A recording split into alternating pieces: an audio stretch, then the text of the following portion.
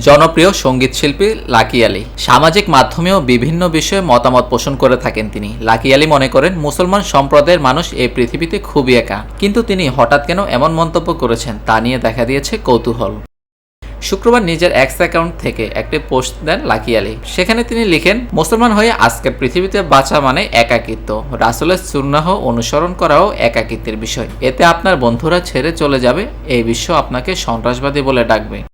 তবে তিনি হঠাৎ কেন এই পোস্টটি করেছেন তার কারণ স্পষ্ট নয়। অবশ্য জনপ্রিয় এই শিল্পীর পাশে দাঁড়িয়েছেন তার অনুরাগীরা। তিনি যে একা নন তা বোঝাতে অনেকে লাকীর প্রতি সহমর্মিতা দেখিয়েছেন। আরেকজন লিখেছেন, তাতে কি এসে যায়? যদি আপনার বন্ধুরা আপনাকে ছেড়ে চলে যায় তবে তারা কখনোই আপনার বন্ধু ছিল না। আপনার কৃতজ্ঞ হওয়া উচিত যে আপনার ধর্মীয় বিশ্বাসের কারণেই আপনি আপনার চারপাশের মানুষের মানসিকতা বুঝতে সক্ষম হয়েছেন। অন্যথায় সারা জীবন আপনি দ্বিধাদ্বন্দ্বে থাকতেন। লাকী আলী প্রয়াত কিংবদন্তি অভিনেতা মেহমুদের ছেলে। বর্তমানে তিনি বেঙ্গালুরুতে থাকেন। Desk report, TBC news.